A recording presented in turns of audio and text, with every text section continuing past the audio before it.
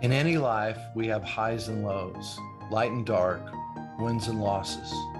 What happens when we encounter that moment in time when what happens next could change everything? Join us as we step into another person's inspirational moment and see how we can connect their experience to ours. This is Greg Stevens, and you're listening to A Shot of Inspiration. Hi, everyone. I'm Greg Stevens, and welcome to another episode of A Shot of Inspiration. I've got one of my favorite writers today. I'm so excited to have you here. We have Octavia Raheem, and she is an author of a book I came across months ago. A friend of mine is going through a separation with his wife, and he rented a furnished apartment. And it was a really cool furnished place. On the dining room table, there was a book there, and it was called Gather. And I looked at it and I opened it up, and it just spoke to me. It had amazing insights in it, and it really touched me. So something just said I needed to reach out to Octavia and say, hey, would you be on my podcast? She was kind enough to say yes. And then she sent me her new book, which is called Rest is Sacred. And it is amazing. I want to talk about your book. I want to talk about you and a little about your life, how you got to where you are now, because to me, your writing is just so inspirational. So, Octavia, thank you for being on the show. I really appreciate it. Thank you for having me here. And I love hearing that winding path of how you got here and how we both got here in the room together. Yeah. So I'm delighted to be here. And I'm glad that my little book that I self-published and wrote in 2020, Gather, continues to gather me with people that I otherwise might not cross paths with. So Gather is still doing its thing. So thank you for having me here, Greg. Thank you. I reached out to 5 people right after I left that night, and they all got it the next day. I got my wife a copy, me a copy. She started reading it. She just fell in love with it. But when I got your book, Rest is Sacred, I wasn't expecting anything. It's like, oh my gosh, you got me an advance copy. It's 2 sentences at the beginning with 8 words. It says, this is an invitation. This is a portal. And it is a portal to a different place. She has amazing insights. I want to read one thing that I just thought was beautiful. I sent it to a friend, and he said this couldn't have come at a better time. And it's this: it's when it comes to deep waters, you can't fight and win because there is no winning. You have to float to save yourself. You can't fight and float at the same time. The only option is surrender. I've been through so many times in my life when I thought I had to fight through, but I find when I stop fighting and I had to start floating and I surrender, a different reality can show up. Mhm. Yeah. So tell Mhm. me a little about your process. I know I'd like to hear about your yoga. Just give me your life because this is the first time we've met. Just like to walk me through. I want to hear about you. So you read the word surrender. And a thought that came in as you said that is a really natural response to want to fight. Surrender can feel counterintuitive and it also feels like giving up. I think of surrender as a giving over to that which is much greater than I am, whether that is a divine or a collective or just reaching out for support. And that surrendering or giving over to something that is greater than me, I would say, began for me in Gainesville, Georgia, where I'm from, in a little 3 bedroom trailer with a solo parent who had more courage and faith and strength and resilience than anyone I know. And right now, I would say I'm known as an author and I'm also a rest coach. And where I learned about resting is from that same woman who had really every odd that you could think of being stacked against you, yet she still knew the power of going into what she would call her prayer closet, or the power of stepping back from the frenetic pace of always doing and resting. My mom would sometimes close her bedroom door and tell me and my sister, don't knock on the door. And so as a child, I thought, wow, that's just kind of mean. And now as an adult with a child and a partner and a business and a creative life and all of these things, I'm like, oh, despite everything, the door was a boundary and she was maintaining that boundary. And she was also teaching me something as a little girl that I would need as a grown woman to say when you have to know when to gently, because she'd do it gently, but firmly and very clearly close the door and say, you're going to have to wait. And so I am a daughter of the US South, a daughter of Black Baptist church traditions, a daughter of yoga, a daughter of rest and yoga nidra and meditation. I am a daughter of Boston, where I went to undergrad.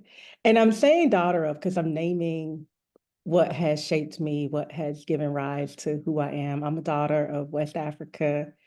I'll say more specifically, Ghana University of Legon, where I studied abroad, and it just transformed my life and the way I see the world. I'm a daughter of the Atlantic Ocean.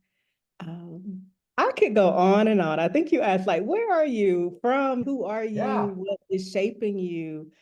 And I think I'll pause there to see if you have any more questions or how that landed, where you want to go from there.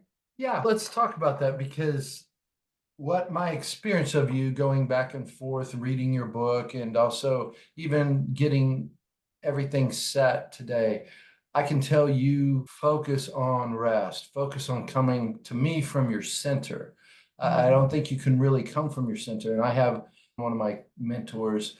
I get really busy at times. I'm going from here to there. And each time he's like, Greg, what are you doing? I've got to get this done.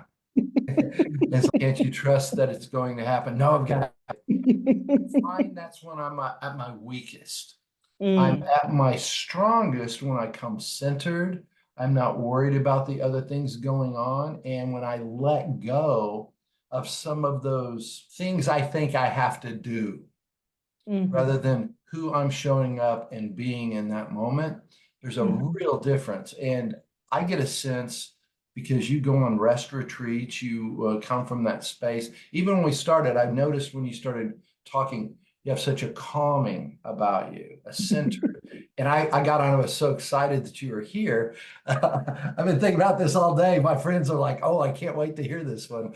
So I'm excited that you're here, but I also want to acknowledge and focus on how can we help people to come back to center, to rest, to come back from their strength rather than this whole world we have of doing the next thing and being proud of being busy, which being busy doesn't promote us to be our best, I don't believe. And so what brought you to talk or focus on that for yourself? First, I want to name that you said, I'm paraphrasing, you said rest is a strength. So that's a quotable from Greg. Rest is a strength. And I'm like, that's a beautifully stated because it's not how we learn about rest. And I'm also a daughter of the both and rest and work are a strength. We just have an incredibly disharmonious relationship between the two right now.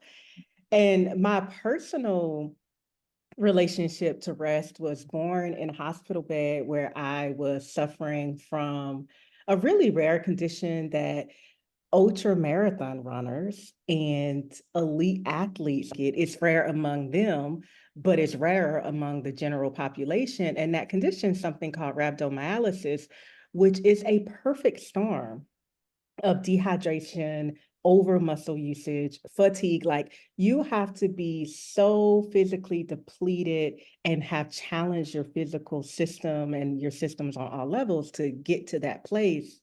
And here I was, a public school teacher, a wife, just a little person living my daily life, somehow like an ultra marathon runner. And I landed in hospital with this. I was also CrossFitting. I was also working out. Like I was fitting into one day what some people might do in three. And it was really compulsive. And I couldn't stop. And that's my devotion to rest was born in a hospital bed. And you would think that I landed in that place. I have this condition that is truly born from fatigue and exhaustion and undernourishment, and that the light bulb would immediately turn on. But I actually almost didn't go to the hospital the day that I started feeling really bad and having this doom feeling like something terrible is happening to me, because I said, I don't have time to go see about myself. I have to go to work. And part of that compulsion was this deep sense of guilt of letting someone down, feeling like if I wasn't there to do the work, it created more work for other people. This feeling like to need to tend to my physical well-being in a different way other than to work out and all that stuff was to make me weak. I had all of these, I think many listeners might identify, I had all of these beliefs and ideas just running wild in my system.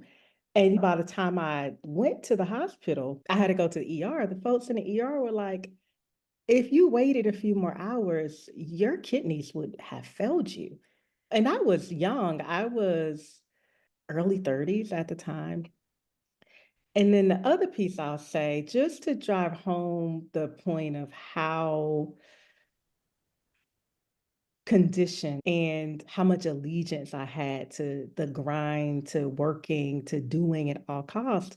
My husband said, I'm going to take you to the hospital because I don't think you're okay. And I was like, I can do it myself. I'm fine. I don't want to bother you.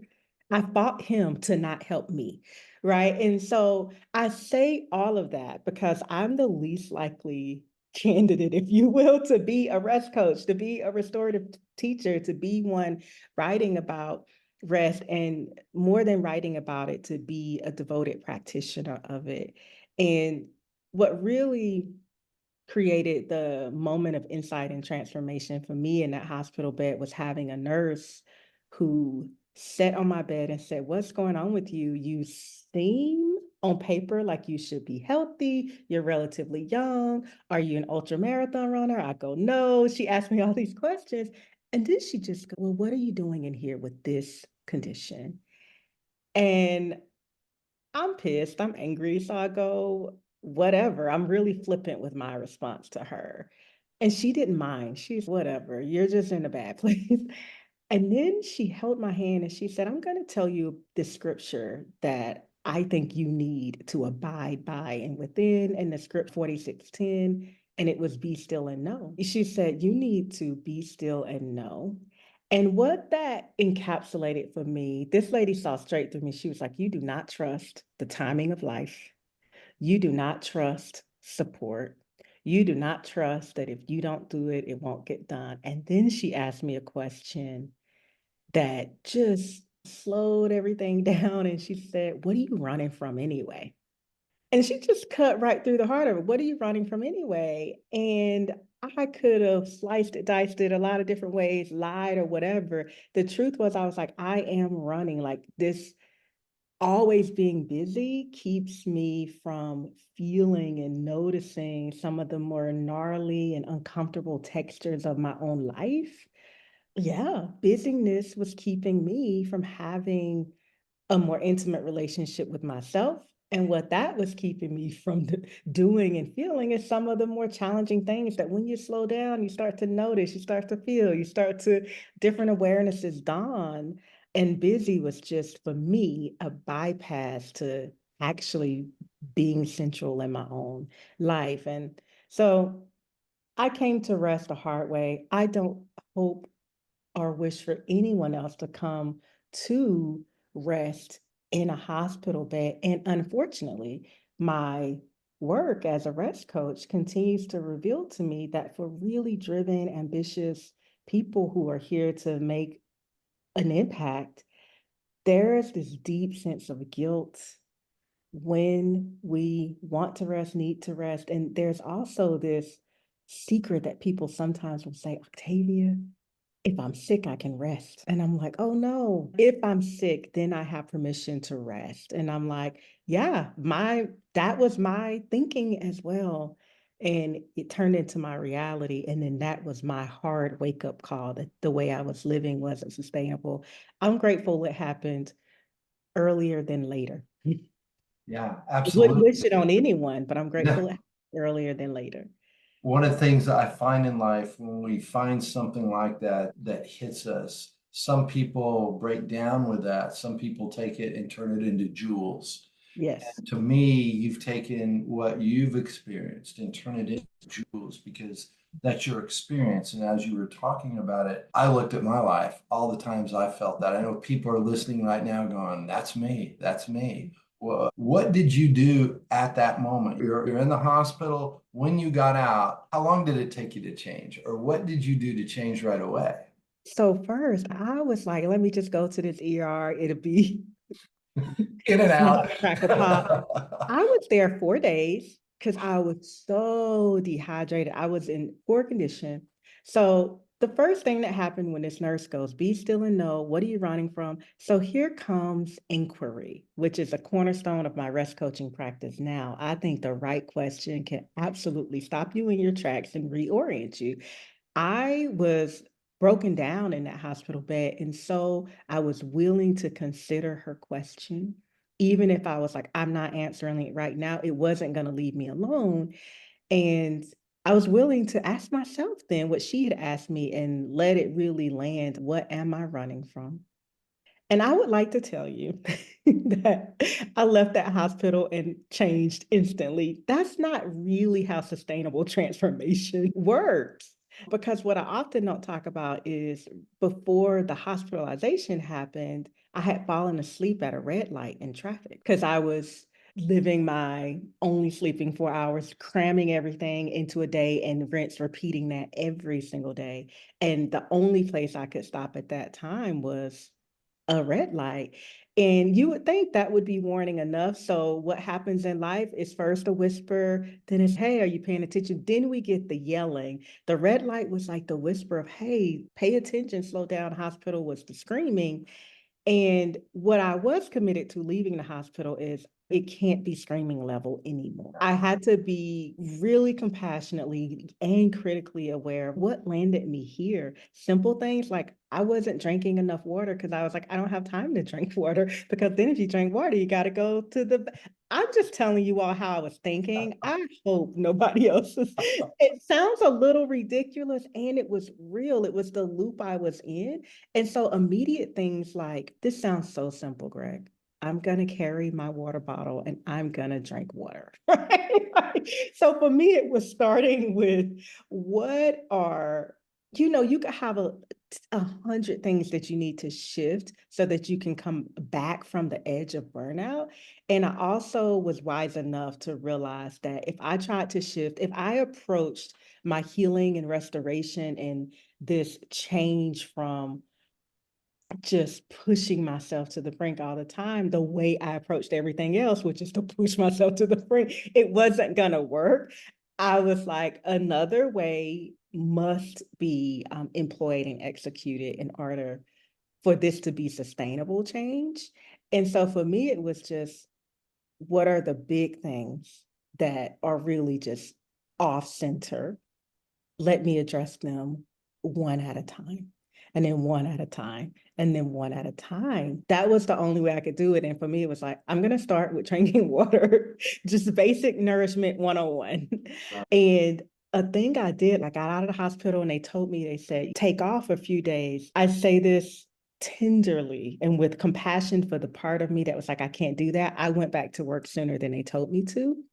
And I remember sitting because I was a school teacher and there was a project my kids were delivering, and I was like, I have to be there for them. It broke my heart to be like, I won't be there. And so I went and I didn't feel well. And one of my coworkers looked at me and said, if you do not go home, I'm calling your husband to come get you.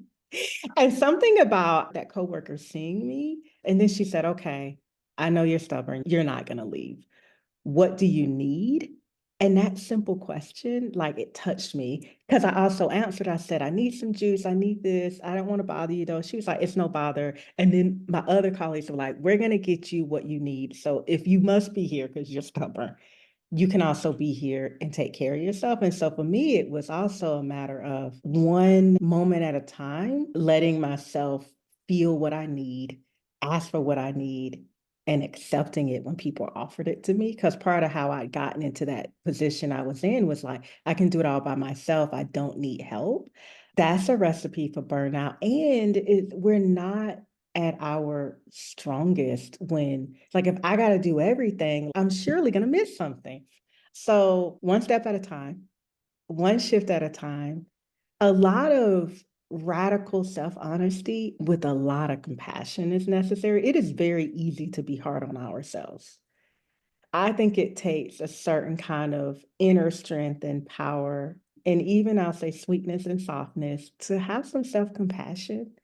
That was my way of going. I love this book, Atomic Habits. Yeah. And I don't know that it was out then. Now I'm like, oh, what I was doing was, I think it's James Clear that he talks about what is the like smallest unit of change that you can do consistently and every day. That is what adds up. And essentially, that's what I was doing. And then because I couldn't do my regular hot and power yoga, which I was so upset about, I can't really do my CrossFit. I can't do my hot and power. I can't do all my extreme movements. But I wanted to keep practicing yoga. I had a friend who said, let's go to yin yoga. And I went to this yin yoga class where it looks like laying around. It was a 90-minute class. And the first 15 minutes, I said, how do I get out of this? I'm making up my exit strategy. And I told myself, stay 5 more minutes. And each pose, you hold 5 minutes. And then I told myself, stay 5 more minutes.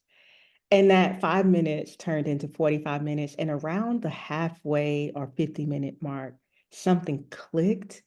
It's like I dropped into myself and I was like, oh, there I am. That practice has stuck with me and it's one of my go-to practices now. But again, it was like, okay, willing to try a different path, willing to ask a challenging question and be with the answer that arises. Okay, willing to make small, sustainable, incremental changes, but every day. You look back and you look up and that adds up. That's how I got here. As you were talking, I could walk through what you're saying, but you also said something a moment ago. You had to be honest and compassionate toward yourself. That's what I get in your writing. A friend of mine, I told him a book called The Missing Commandment, Love Thyself. It's a really good book. I see that in your pages. I see an honesty and a compassion. Sometimes I tear up because I'm not treating myself the way I would treat most other people. I treat myself harsher and I don't allow for that rejuvenation of my spirit or my even my the physical body.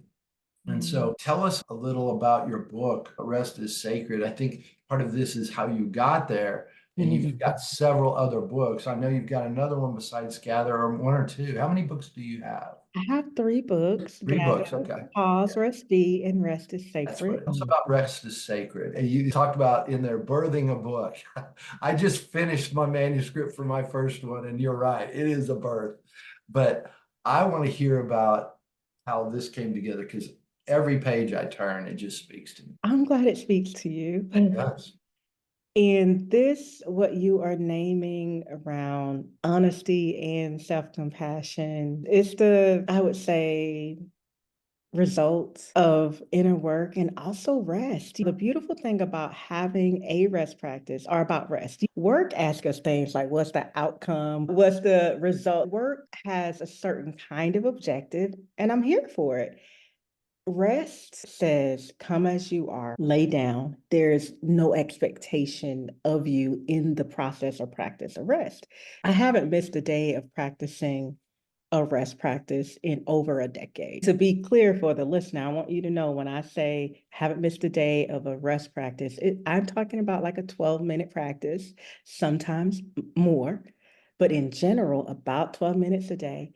And what has happened again, that little drop of rest over time, that little drop of rest over time, that little drop of returning to a practice that doesn't require me to be anything or do anything has allowed me to just see myself more clearly, to see say like the overachiever in me and go, oh, I know why you're that way.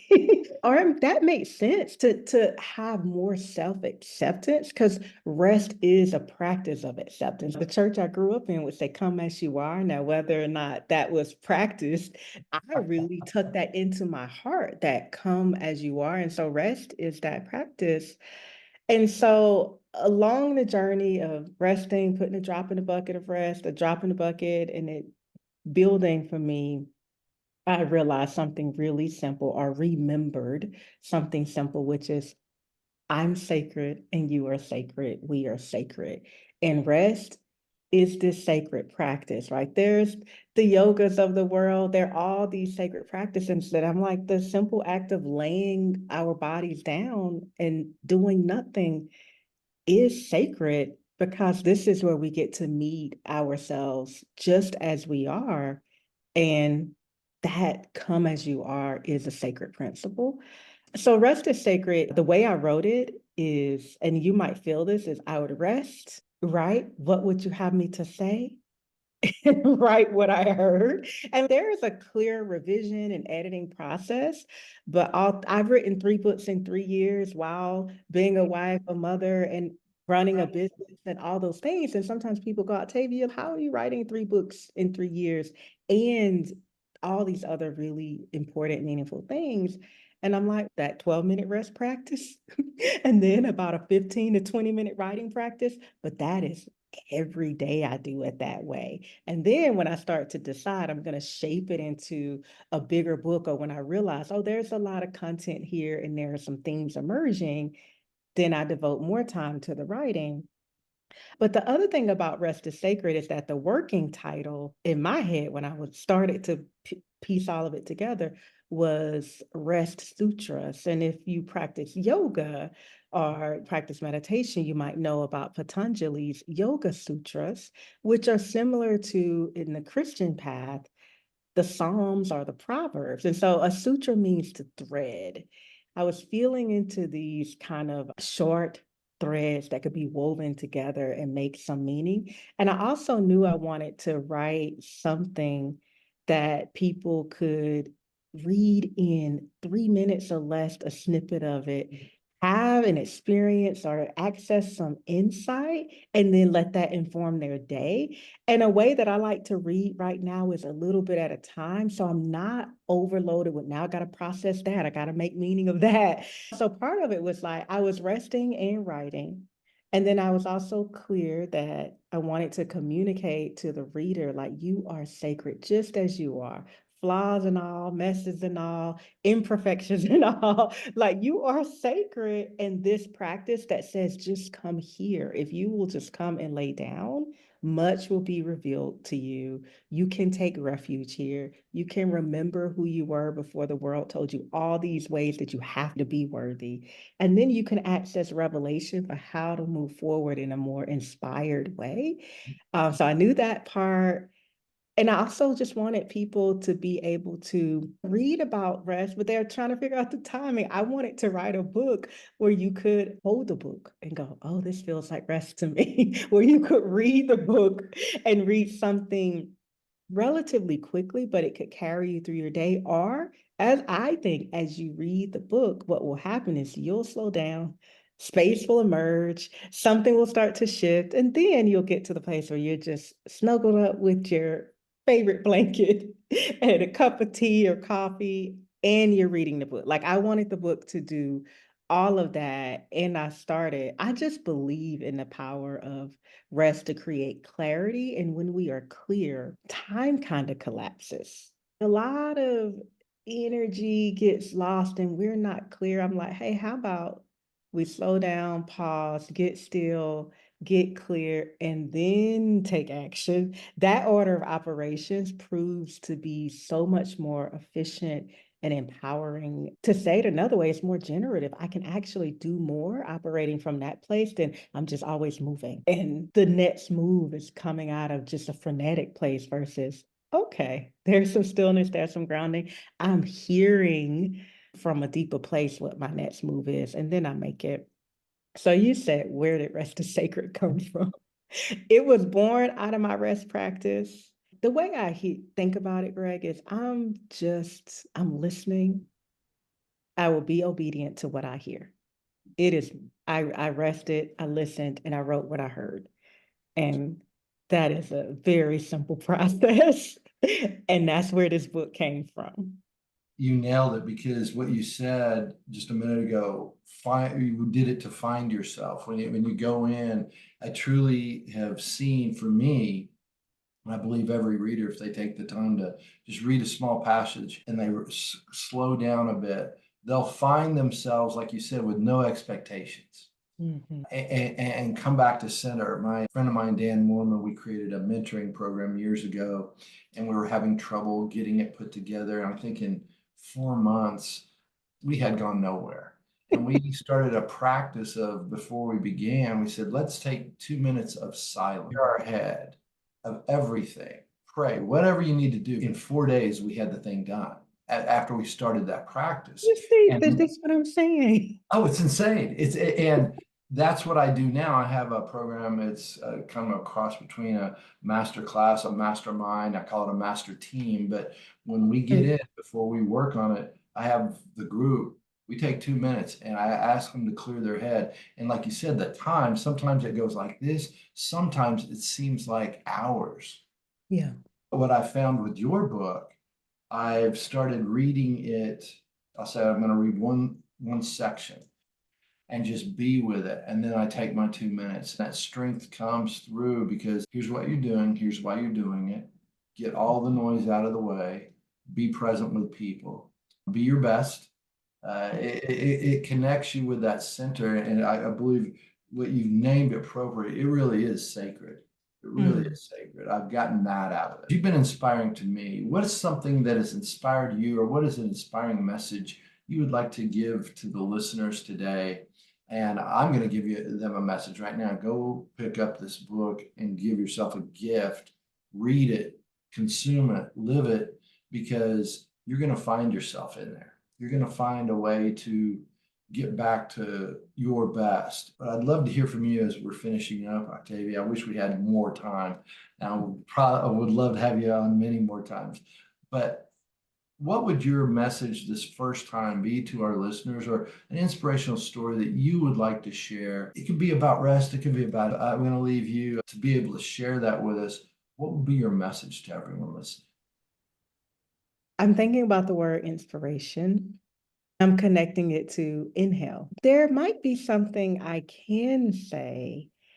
What I want to invite people to do is to notice their bodies and to notice their breath, to notice the inhale and to notice the exhale, and to simply feel where they are and to feel the miracle that you are here, and to feel the miracle that you are breathing, and to feel the miracle, because I feel it, Greg, that we are on this planet breathing at this time together. Then to just ask themselves, really, why am I here? And then to ask after that, what is mine to do? And then to take one more deliberate action to go do that, but to let it begin with feeling the inspiration that is moving through them in the form of their inhale. Every single, like every other breath, right? You're inhaling, then you're exhaling.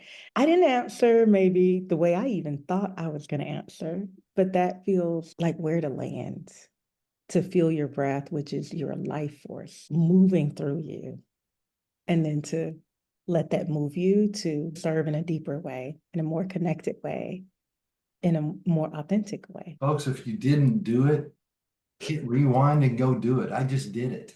And I was inspired by what you just said.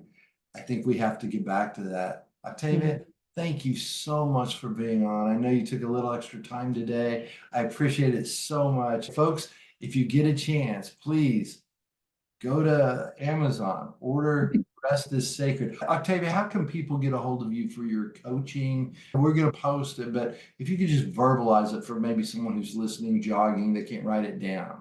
Yes. So, Greg, first I want to say you are so gracious. It's been delightful to talk to you. You feel like such an authentic soul. And I'm Octavia Raheem on LinkedIn, on Instagram, on Facebook, and my website and restisacred.com is where you can just easily figure out where you want to purchase the book from. If you have a favorite local store, go to them and say, get this book and I want to buy it from you. Thank you for having me here. This has been a delightful conversation. I hope it serves you and your community well.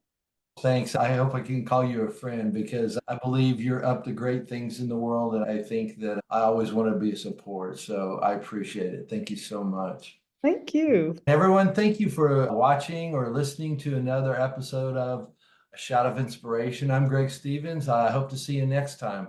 Bye-bye. Thanks for listening to this episode of A Shot of Inspiration.